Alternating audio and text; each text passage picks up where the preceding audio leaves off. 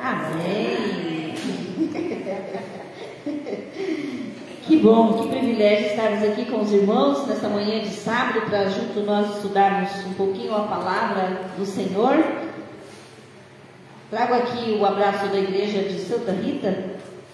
Sintam abraçados pelos nossos irmãos.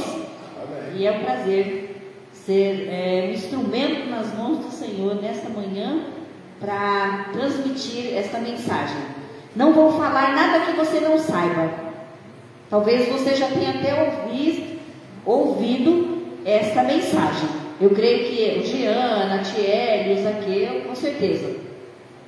Porque eu já passei esta mensagem na igreja em Santa Rita. E hoje quero compartilhar com vocês nesta manhã.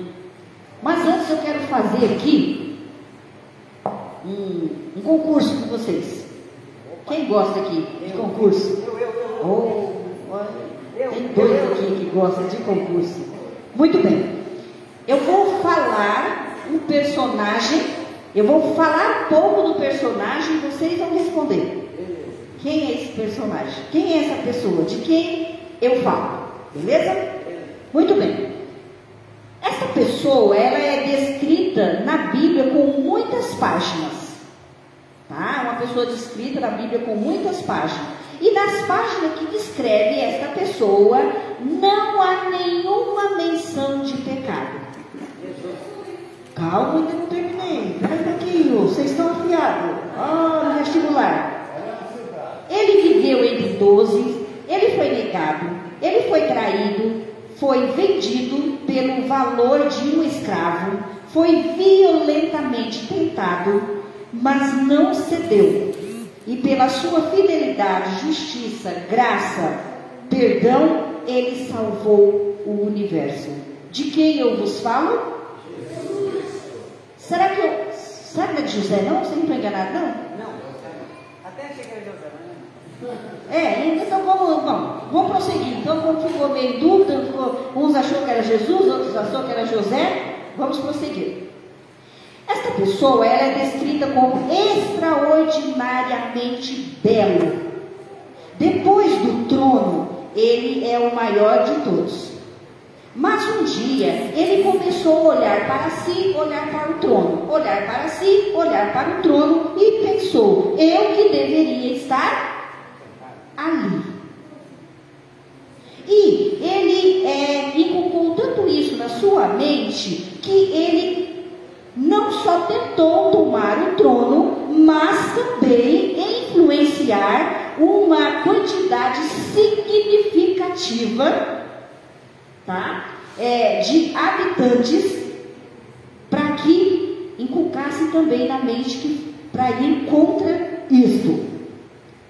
Só que o final da história desse personagem é trágico. De quem eu vos falo? antiga serpente. A antiga serpente, o Lapeta. Será que eu não estou falando de Absalão, não? Você não está enganado, não? Luciferiano. Então é de Lúcifer que eu estou falando? É Satanás? Mas tudo bem. Talvez uns pensem, não, talvez seja Balaão, né? Que ela está falando, beleza? Muito bem. O próximo. O nascimento dele, ele foi miraculoso. O anjo apareceu para sua mãe, que não tinha nenhuma possibilidade de ter filhos. Olha para ela e diz: o Senhor agirá sobre ti, porque para o Senhor nada é impossível. Ela olha para o anjo e diz: eu? Ele fala: você vai ter um filho. Este filho cresceu, ele é o filho da promessa. Se esse menino não existisse, ou se ele não existe, não há plano de salvação e certificação de confiança e fé. De quem eu vos falo? De Cristo. De quem? Cristo, Jesus.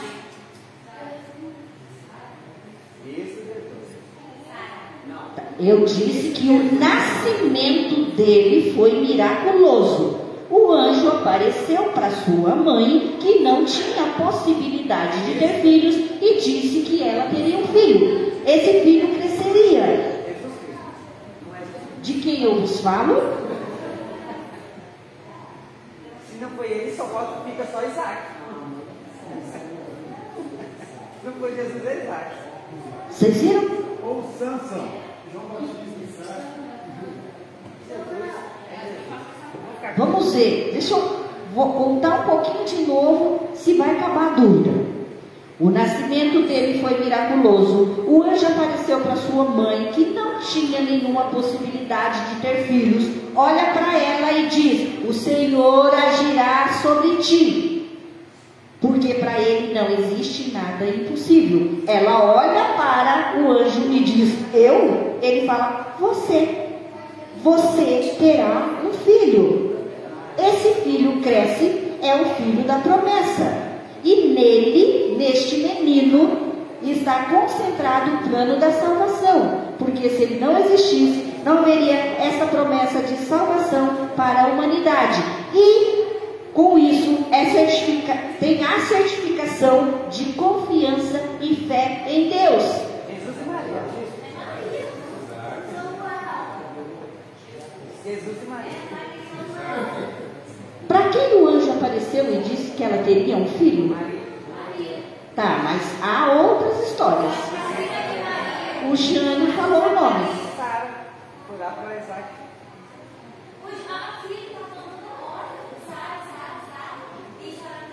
Sarou. Só que eu não tô. Eu disse. Eu estou perguntando quem é o filho. Isaac. Ah, tá. Vocês viram? Sabe o que eu quero deixar para vocês com essas indagações? Que todo autor se confunde com a sua obra. Todo autor deixa marcas em sua obra. Antes de prosseguirmos, teremos uma mensagem musical com a Jane e Cadane.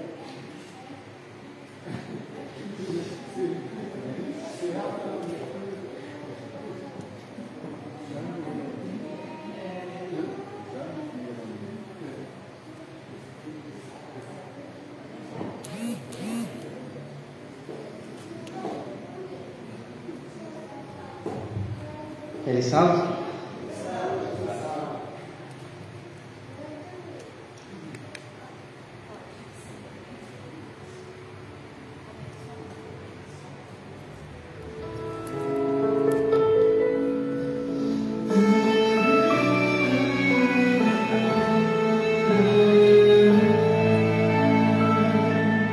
Deus está escrevendo a sua história. Às vezes parece ser tão dura, mas é preciso pra te fortalecer. Não é pra te matar, vai te fazer crescer. Deus pensou em todos os detalhes da sua trajetória. E o que será que Ele está escrevendo agora? Será um hino de vitória. Você vai ver, quando o tempo chegar, Deus vai amar você e vai trocar o choro por um hino de vitória. Vai sobrar motivos pra você dar glória. Preocupa não, toda a tristeza que tem no seu coração dará lugar à alegria que te espera.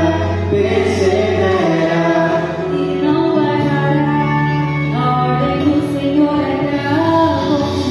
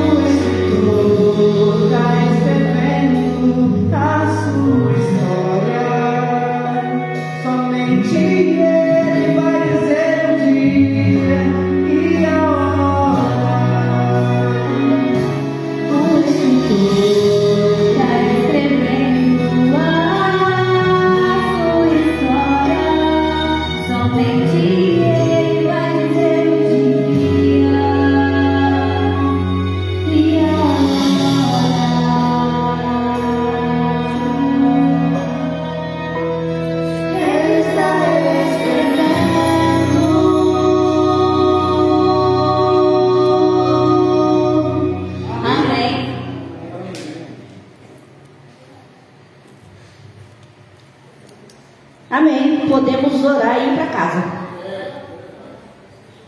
Já pregou, já houve a pregação. Eu quero a ajuda de vocês. De acordo com esse hino maravilhoso, que título você daria essa mensagem dessa manhã? Que título você daria? Como? Quem está escrevendo a sua história?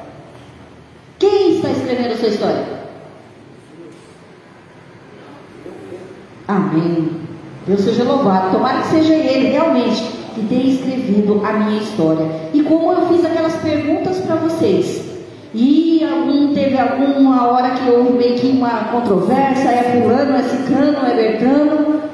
Então eu repito, todo autor deixa marcas de si em sua própria obra. Todo autor. Eu e você, todos os dias, também estamos fazendo isso. Você sabia disso? Todos os dias nós também estamos fazendo isso. Estamos deixando a nossa marca. Qual a marca você tem deixado? Qual a marca as pessoas têm vista? Lá no seu trabalho, lá na escola, lá no mercado onde você tem o hábito de fazer compra. Que marcas você tem deixado? Quando as pessoas, elas veem gestos de bondade, de generosidade, de gentileza, de carinho, ou, ao inverso, gestos de maldade, gestos de grosseria, gestos de falta de respeito, o que as pessoas dizem? Que é a sua marca nesses gestos de bondade ou não? Ou as pessoas, sem ninguém dizer, ela vai dizer: ah, isso são marcas de fulano, isso são marcas de Bertano. Todos os dias eu decido quem escreve a minha história. E você decide dessa forma, com os seus gestos. Que sejam gestos de bondade, de generosidade, de respeito, de gentileza ou gestos maldosos. Você tem deixado a sua marca.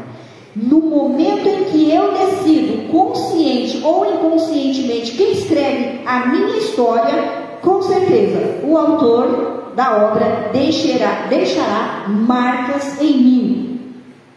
Tenha isso em sua mente. Quando José ele disse assim: Senhor, eu sou teu. Jesus então escreveu em José a sua história. Podemos dizer que a história de José é a história de Jesus. Como na história de Isaac, podemos dizer que é a história de Jesus. Como na história de Sansão, que no momento do seu nascimento houve a promessa, a oportunidade dele permitir que fosse escrito na sua história a história de Jesus. E quando Sansão, ele fala que assim não seria, sabe quem pega a caneta e continua escrevendo a história de Sansão? Satanás. Será que está acontecendo comigo hoje? No dia do meu batismo, eu decidi que Cristo ia escrever a minha história. Deixa eu fazer uma pergunta antes. Quem aqui já nasceu no berço adventista ou no berço evangélico? Nós temos até várias pessoas. Infelizmente, a minha... Você nasceu na rede? Na rede do berço... na rede adventista. Bom também. Você que sabe, né? Você que sabe onde que a sua mãe pariu você? Se ela estava na rede ou no chão. No mato? Vixe, foi no mato. A minha história infelizmente, não começou assim. Não começou como a de José. Que José, aqui, ele falou: Senhor, eu sou teu. E aí Jesus então começou a escrever a história dele na própria história de José. Sansão teve a promessa, mas um dia ele disse: eu não quero. Amém que esses irmãos que nasceram no conhecimento ali de seus pais, adventistas, permanecem, mesmo que dando alguns tropeções, mas permanece deixando Cristo escrever a sua história, porque infelizmente tem muitos que hoje começou assim como Sansão, mas hoje já mudou o curso da caneta dele. Hoje não é Cristo mais que está escrevendo a sua história. Quem continua escrevendo é Satanás. É triste, é doloroso dizer isso, mas é a realidade. Não vamos ser hipócritas de ver que a vida da pessoa está indo tudo à torta e à direita, e eu ainda dizer: não, é Jesus que está escrevendo a história daquela pessoa. Não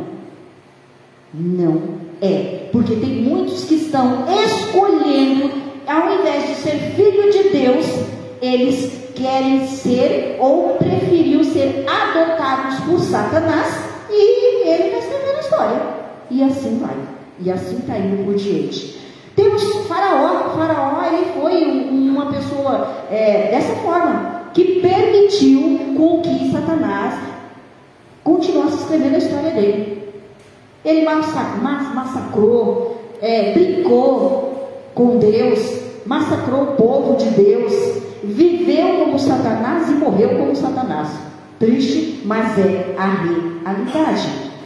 Irmãos, tem na Bíblia, lá em Ezequiel, tem um moço que era o rei de Tiro. Ele a vida dele era tão parecida com a de Satanás, que quando você lê ali, a gente pensa que está falando de Satanás, não é?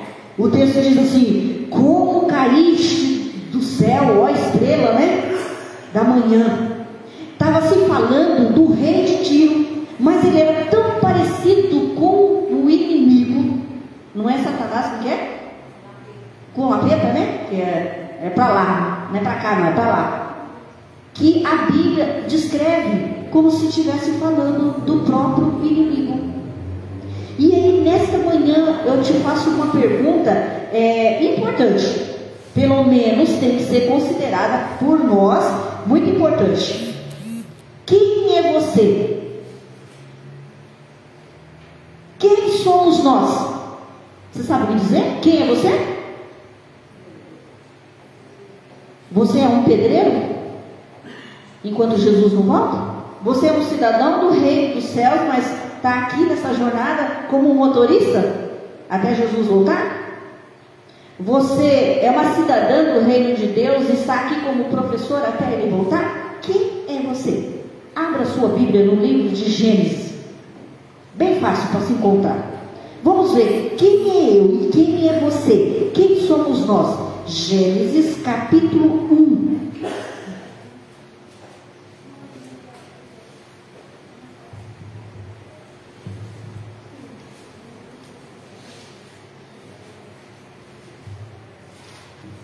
Gênesis capítulo 1, verso 26.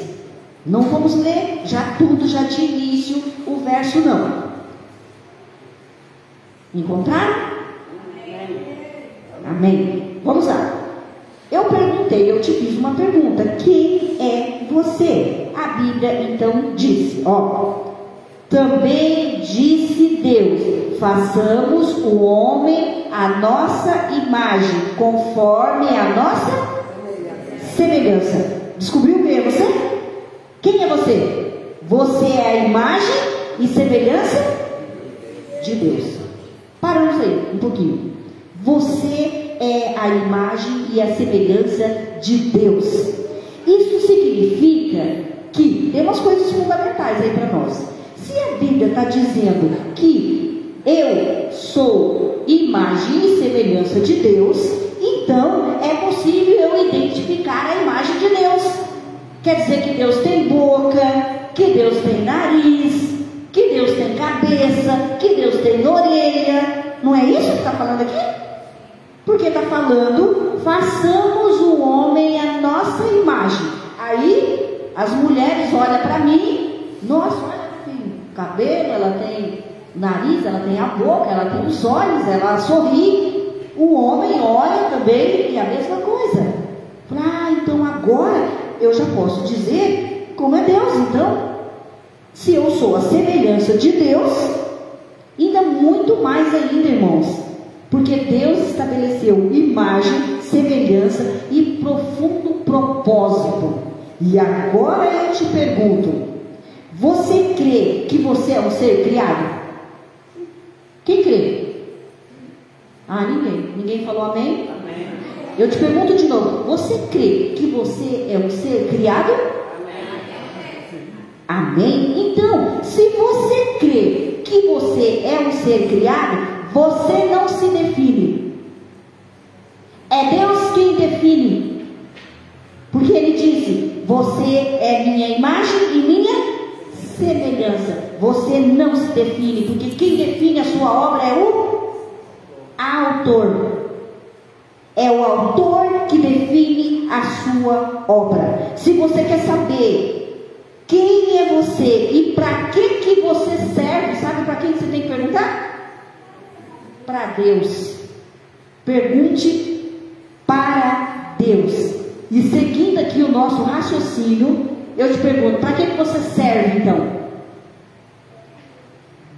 Você já viu sua definição? Você é imagem e semelhança de Deus. Então, para que você serve? Terminando o verso 26 de Gênesis, capítulo 1, onde nós estávamos. O que fala aí na sua Bíblia? Ele dominará. O que diz aí na nossa Bíblia? Ele diz que nós teríamos o quê? Domínio sobre quem? Sobre os peixes do mar. O que mais? Que mais? Animais domésticos. Que mais? Diz. Ai, que legal. Este é o propósito. Você serve para isso. Você serve para ter domínio sobre os peixes do mar, sobre as aves do céu, sobre os animais domésticos, sobre toda a terra, sobre os répteis. E eu te pergunto, você tem esse domínio? Eu não tenho. Mas é para isso que eu servo. Eu sirvo. Deus está falando aqui. Você vai ter domínio sobre os peixes do mar. Coloca eu para ir pescar. Aí vocês vão ver se eu tenho domínio de peixe. Aqui os pesqueiros, né? Os Zaqueu, os pescadores, né? Zaqueu, Jânio, gosta de pescar. Mas alguém gosta de pescar aqui? Ah, o irmão Paulinho gosta de pescar. Ah, o irmão Samuel, mas vocês têm o domínio sobre o peixe? Eu até brinco que eu estou chamando mesmo, mas nunca vem. Vocês veem só? Não temos o domínio. Mas Deus falou isso. Deus falou que era para mim ter domínio. Mas eu conheço uma pessoa que tem o domínio. Jesus. Quem falou que eu ia ter domínio sobre os peixes, sobre as aves, sobre os animais, que seja os selvagens, que seja os de casa? Eu conheço essa pessoa, porque um dia ele falou para Pedro assim: jogue sua rede daquele lado lá. E quando ele jogou, o que aconteceu? Veio cheia de peixinho, peixes e mais peixes, não é? Ah, eu ainda falo mais para você. Ele não tem domínio.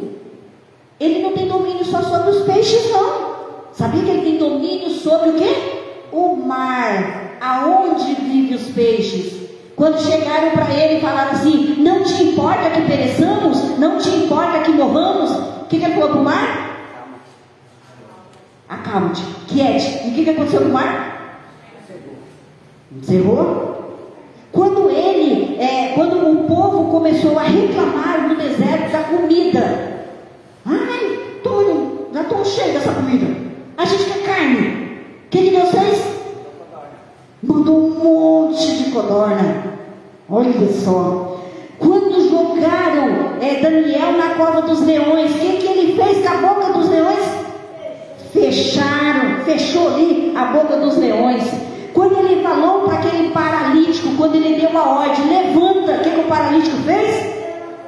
Levantou. Quando ele falou, Lázaro, sai para fora, o que Lázaro fez? Saiu. Esta pessoa tem domínio absoluto ou não? Tem.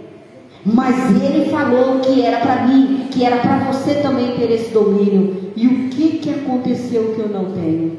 Meu Pai do céu. Quando se volta para Jesus, eu posso falar, Jesus tem domínio absoluto sobre tudo e todas as coisas. Jesus tem, pelas histórias que nós vemos. Caso tivéssemos, nós não tivéssemos pecado e quiséssemos saber a nossa relação com as coisas criadas no mundo, era só a gente estudar os evangelhos. A gente estudar os evangelhos, porque a vida que Jesus teve é o que ele pensou para mim e pensou para você, de termos domínio. Mas sabe o que aconteceu com esse domínio? Esse domínio foi usurpado, ele foi tirado de nós. Ou seja, não temos nenhum domínio? Sim ou não? Mais ou menos, né? Mais ou menos. Como nós podemos ter domínio sobre os peixes do mar, sobre as aves? Que jeito? Como eu posso? De que maneira? Abra sua Bíblia. Tiago capítulo 5. Vamos ver se tem uma receita aqui para nós.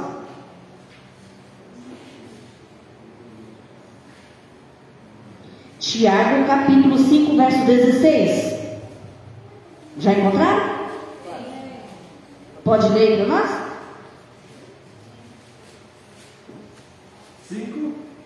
5, verso 16.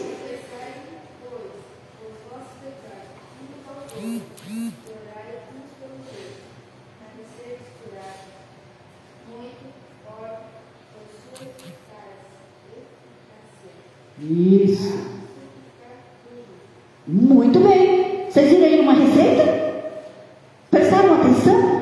Como eu posso ter domínio sobre as coisas? O que eu tenho que fazer?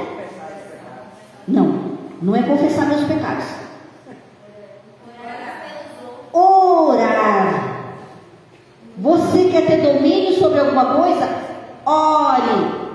Quando Adão saiu do Éden, Deus ele substituiu ali coisas do Éden para que nós não perdêssemos totalmente o domínio. Então foi onde ele disse: você vai ter que orar. Agora você vai ter que orar, viu, Adão? Lá no Éden tinha coisas que Adão não podia fazer. Você quer chutar? O que Adão não podia fazer lá no Éden? Abra a sua Bíblia em Gênesis capítulo 2. Está tudo facinho a nossa passagem aí. Gênesis capítulo 2. Responda para mim. A Bíblia vai nos responder o que Deus falou que Adão não podia fazer. Gênesis capítulo 2, verso 17. Leia aí. O que ele falou?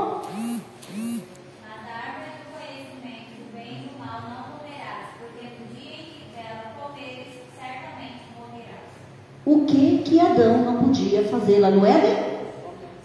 Comer de qual árvore?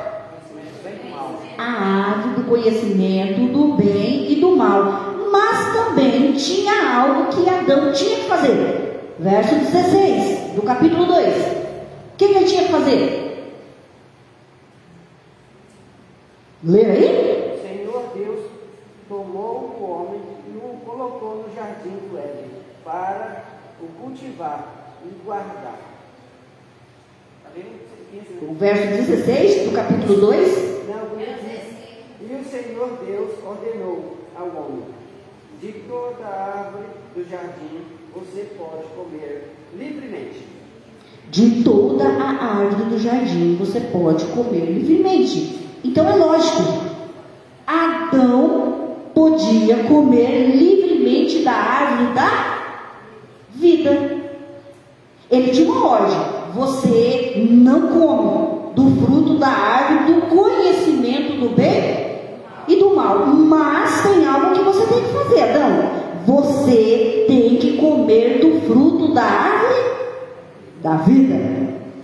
Olha que interessante. Quando Adão ele foi expulso ali do Éden, irmãos, ele não foi para um lugar imperfeito, um lugar ruim, um mundo ruim. Não, porque era tudo perfeito, o mundo era perfeito. Quando ele sai do Éden, Adão ele continua morando em um mundo bom. Ele só não tinha mais acesso à árvore da quê? Da vida. Simplesmente, ele não foi morar num lugar, nossa, saiu do condomínio e foi morar numa favela. Não. Ele saiu ali daquele espaço de chão, mas ele continuou morando em um mundo bom. E olha que interessante. Adão, ele não foi expulso porque ele comeu o fruto da árvore do bem e do mal. Sabe por que Adão foi expulso? Para não comer do fruto da árvore da vida. Foi para isso que ele foi tirado daquele espaço de chão, para ele não comer do fruto da árvore da vida. Foi para isso. Mas no Éden, Deus disse que ele teria domínio. Se ele teria domínio, e Deus viu, foi usurpado, foi tirado esse domínio, Deus então, ele substituiu 3 coisas. 3 coisas foram substituídas, e uma das substituições assim, imediata, que Deus assim fez, sabe qual foi? Substituir a árvore do conhecimento do bem e do mal. E eu te pergunto, de quem era essa árvore? Você já parou para pensar? De quem era a árvore do conhecimento do bem e do mal? De quem que era? Ela não era de Adão. Ela não era de Satanás. A árvore, irmão, do conhecimento do bem e do mal era de Deus. Sabia disso? Era de Deus. Por isso ele falou para Adão: ó, você pode comer de todas as outras árvores, agora aquela dali não, tá? Aquela dali você não toca. Se possível, Adão, nem fica passando ali por perto, nem para debaixo da sombra dela, não. Esta árvore, ela era de Deus, irmãos. É como se Deus dissesse para aquele casal: tudo isso é de vocês, aquilo dali é meu. E sabe para quê? Porque todas as vezes que você olhar ali, Adão, que você passar, Adão, ali de frente, você vai lembrar que você é a minha imagem, que você é a minha semelhança, mas nem tudo é teu. Você não é Deus. Você não é Deus. Você é mordomo, Adão. Você cuida, mas ali é meu, tá? Aquilo dali é meu. Portanto, todas as vezes que ele passasse, ele tinha que lembrar disso. Ele tinha que ter isso em mente. Porque o dia que Adão passasse e pegasse o fruto, é como se ele estivesse falando para Deus: ó, sai do trono aí que agora eu vou sentar nele, tá? Eu consigo dominar minha vida, eu consigo cuidar de tudo, não preciso de ajuda de ninguém, tá? Eu estou por cima. E sabe pelo que Deus substituiu esta árvore? Abra sua Bíblia em Malaquias capítulo 3, verso 8. Malaquias, vamos lá.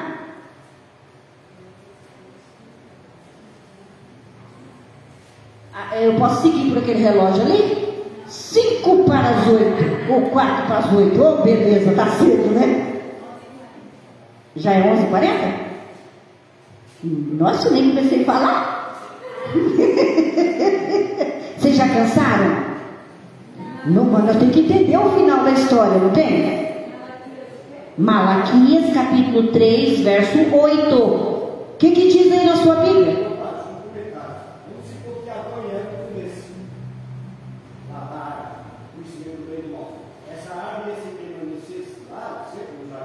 É de Deus. É de Deus. A árvore é de Deus. Irmão Samuel, o que fala aí na sua Bíblia aí? Deus substituiu essa árvore pelo quê? Hoje, nos nossos dias. Malaquias capítulo 3, verso 8. Roubará o homem a Deus? Todavia vós me roubais e dizeis: em que roubamos? Nos dízimos e nas ofertas alçadas. O dízimo é meu? O dízimo é seu? De quem é o dízimo? O dízimo é de Deus. Tá? O dízimo é de Deus. Hoje, em nossos dias, é como se fosse aquela árvore, irmão, do conhecimento do bem e do mal. O dízimo não é seu. O dízimo não é meu. O dízimo é de Deus. Todas as vezes que eu receber o meu salário, eu tenho que ter isso em mente. Senhor, eu estou te roubando? Senhor, eu estou sendo desobediente? Primeira substituição imediata que Deus fez. Tá bom. É o mesmo propósito daquela árvore no jardim que era de Deus. O mesmo propósito hoje é o dízimo para mim e para você. Beleza? Entendido, né? Tá. Então vamos lá. Eu recebi 5 mil. Qual que tem que ser o que eu tenho que devolver? Que não é meu? Tá bom. Então eu tenho que devolver 500 reais. Aí eu pego esses 500 reais, aí eu olho, eu falo: nossa, mas isso aqui daria um final de semana legal com a minha família, hein? Nossa, eu quero ir lá naquele parque aquático. Daria para mim fazer uma festinha lá. E eu fico... mas tá bom, né? Eu reclamo. E Deus vai aceitar esses 500 reais? O que vocês acham? Deus aceita ou não aceita? Pois eu falo para você que Ele aceita. Porque o dízimo é dele, não é seu. Eu pego 500 reais do Jânio. Você me emprestou, Jânio, 500 reais. Aí eu fico: mas eu vi esse vaso, está tão bonito. Vixe, eu estou com 500 reais, eu tenho que devolver para o Jânio. Ou então eu chego e começo assim: Jânio, mas a vida está tão difícil, rapaz do céu. Eu peguei aqueles 500 reais seu, mas eu até estou com ele aqui. E aí eu reclamo isso. Toma, Jânio, os seus 500 reais. Você vai pegar, Jânio? Por que ele pegou? É dele? Ué. Então não importa, irmãos. Você dando dízimo com alegria ou com não alegria, ele é de Deus, ele não é seu. Ele não é seu, tenha isso em mente. Eu reclamei pro Jânio, mas os 500 reais era dele. Ele pegou, mas azar é meu. É dele. Nós temos que ter a mente aberta para isso. O que é de Deus, não é meu. Eu me alegrando ou não alegrando é de Deus. Mas o irmão Samuel falou para nós também, tem um pedacinho finalzinho ali. Se Deus substituiu a árvore do conhecimento do bem e do mal pelo dízimo, e a árvore da vida foi substituída pelo quê? No que eu roubo a Deus, irmão Samuel? Nos dízimos e nas ofertas. Olha no finalzinho aí do verso. Deus substituiu a árvore da vida pelas ofertas. Deus falou para Adão: Adão, você pode comer de todas essas outras árvores. Então, Adão tinha que comer todos os dias da árvore da vida. E quando ele comia dessa árvore do conhecimento, da vida, ele estava reconhecendo que tinha um doador, que tinha uma fonte, que a vida tem uma fonte, que a beleza tem uma fonte, que a graça tem uma fonte, que a salvação tem uma fonte, e essa fonte é quem? Jesus. Então todas as vezes que ele ia na árvore da vida e ele comia, ali ele estava então mostrando que tem uma fonte, que se deu por mim, se deu por você. Mas ele se deu por mim, ele se deu por você. Obrigado. Foi que jeito? Que jeito que ele se deu por mim e por você? Por amor. Com alegria. E quando eu roubo a Deus pelas minhas ofertas, eu não estou demonstrando essa minha gratidão. Entendeu? Se eu devolvo o meu dízimo, eu não estou fazendo mais que a minha obrigação. Agora, quando eu, em gratidão a Deus, assim como Cristo, que se deu, irmãos, gratuitamente, por amor a mim, por amor, voluntariamente, para mim e para você, eu demonstro a minha gratidão a Ele. Eu mostro que Ele é a fonte. Se Cristo logo após o Éden substituiu a árvore do conhecimento do bem e do mal, a árvore da vida, o que ele pensava sobre mim, sobre você, antes do pecado, irmão, continua sendo a mesma coisa. Façamos o homem à nossa imagem e semelhança, e tenha ele domínio. Deus fez você para ser a imagem e semelhança dele. Adão agora, né, vai e ora. Adão, agora você vai e ora, porque você não tem mais o domínio. Deus então diz para mim e diz para você: você tem que orar. Você ora aqui em Bataguaçu, uma pessoa lá em Santa Rita, em São Paulo, ou no outro lado do mundo, Sara.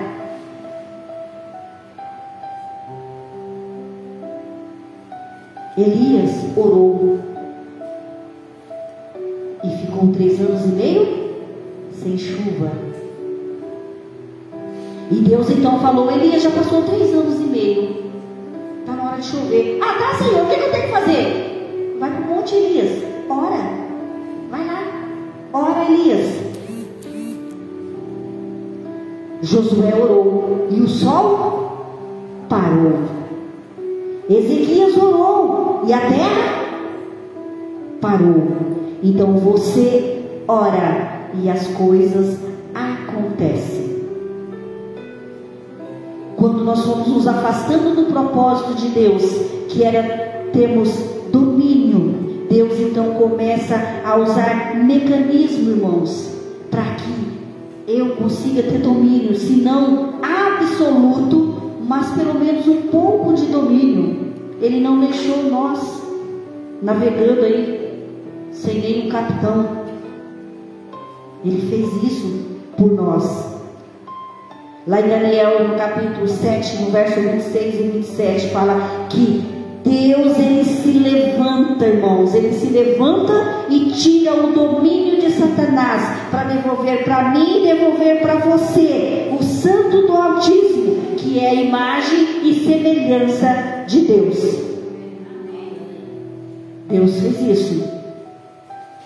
Então Deus substituiu a árvore da vida, a árvore do conhecimento do bem e do mal, e colocou a oração, irmãos, para que eu e você continuemos a ter domínio sobre as coisas. Eu quero 2 participações.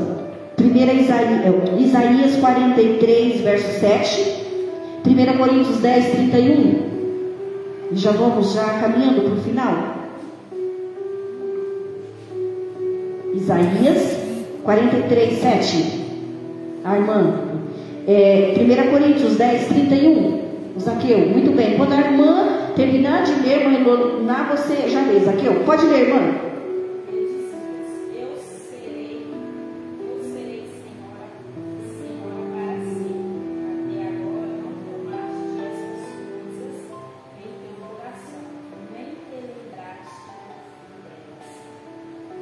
É Isaías 43, 7. A todos os que são chamados pelo meu nome, eu os criei para a minha glória, eu os formei. Sim, eu os fiz. Zaqueu?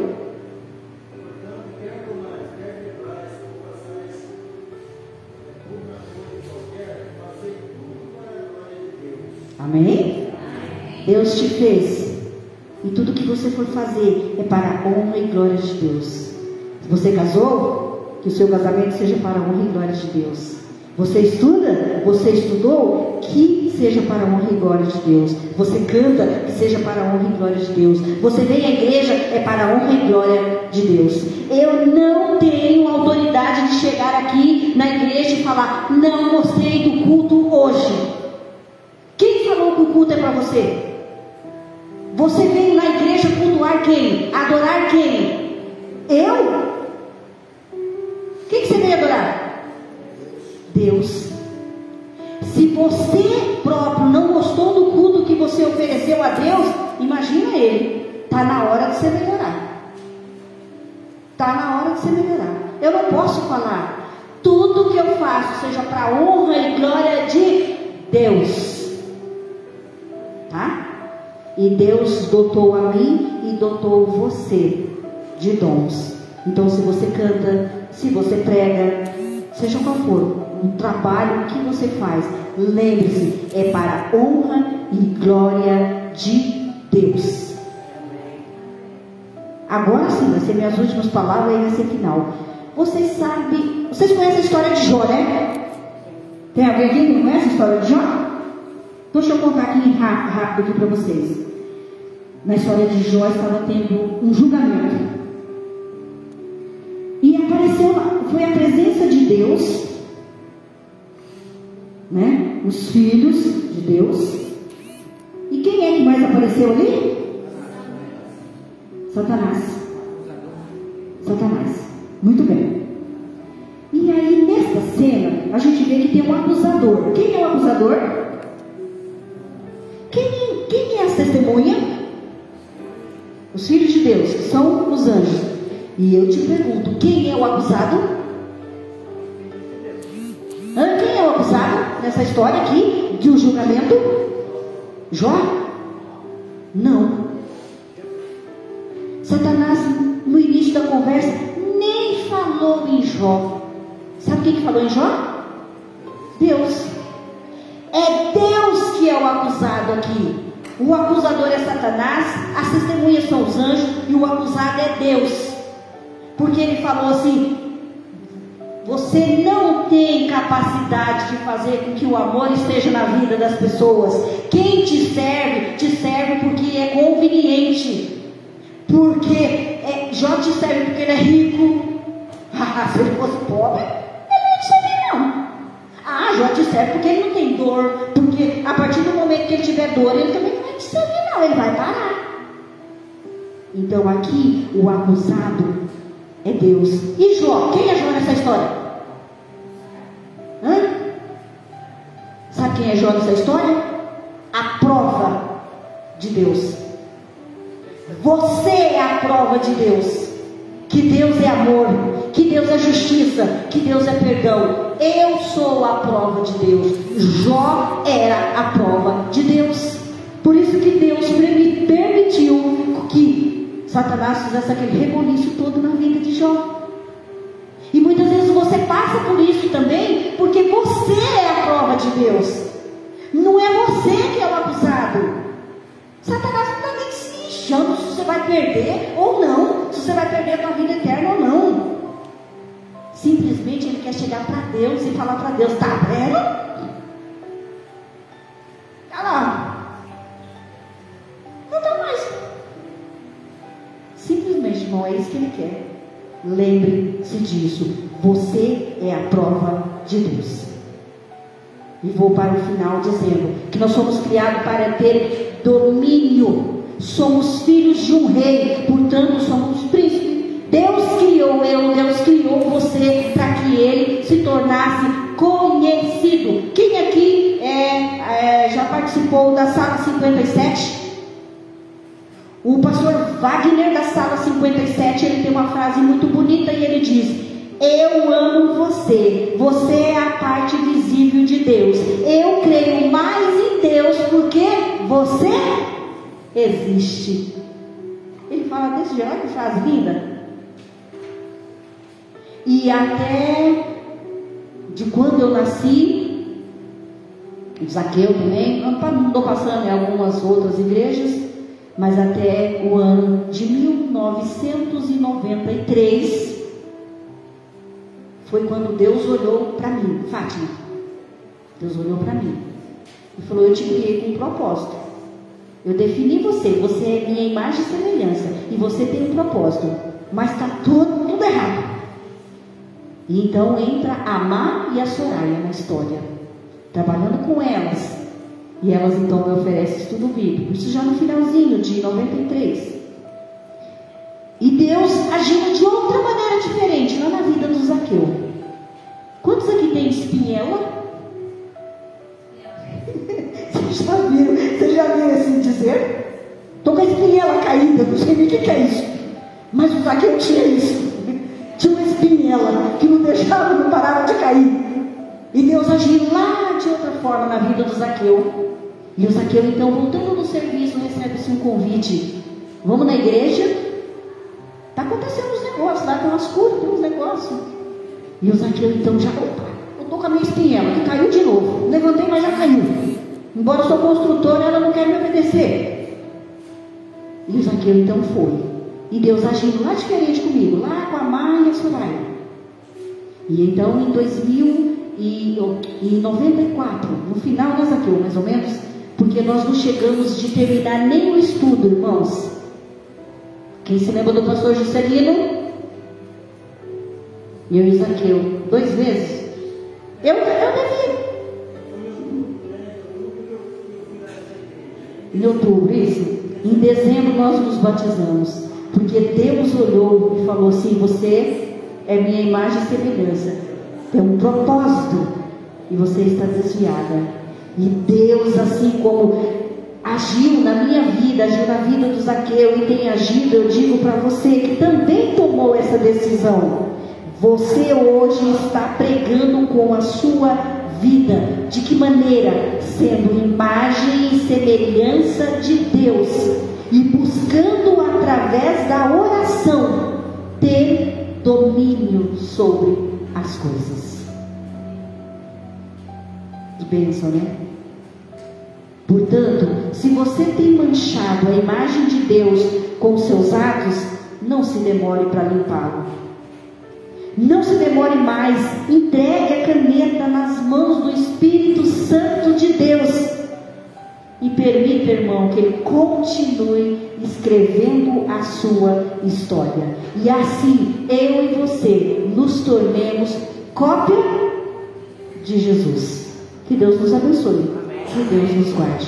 Então vamos cantar esse hino, cópia de Jesus. Ou vocês não querem que canta? Eu segui por aquele relógio, já não está cedo, ó. 8h15, então está cedo demais. Estou alimentado. Amém.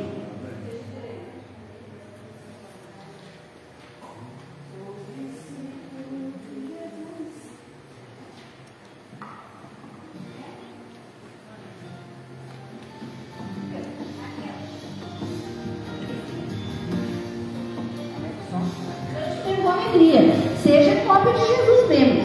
Tome posse dessas palavras. Eu fui feito para ser cópia de Jesus. Eu fui feito para ser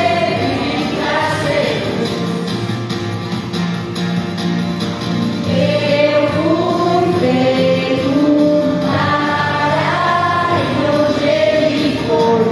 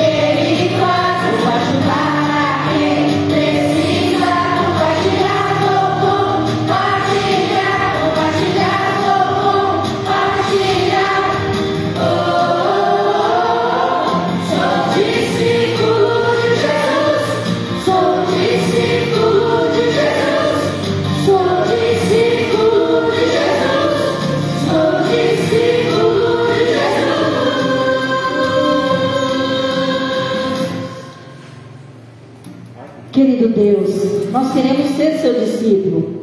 Nós queremos que o Senhor permaneça escrevendo a nossa história. Pai, que nós possamos sair daqui com os nossos corações cheios de Tua palavra e aplicar em nossa vida diária. Pai, não permita com que nós desviamos de Ti, Senhor nosso Deus, para o inimigo vir tomar conta das nossas vidas, mas que nós possamos cada dia estar clamando pela Tua misericórdia e conduzindo a nossa vida através dos Teus ensinamentos. Pai, se ainda há algo para escrever, para melhorar, para apagar na vida de cada um desses Seus filhos aqui, faça isso, Senhor. Apague tudo aquilo que é de ruim e escreva tudo aquilo que nos fará mais semelhante ao Senhor, mais próximo de Ti. Dá uma ótima tarde a todos nós, que nós possamos ir para o nosso lar com o Teu Santo Espírito, com os Teus santos anjos, querido Deus, e abençoe ricamente esta igreja, todo o Teu povo, em nome e por amor de Cristo Jesus. Amém.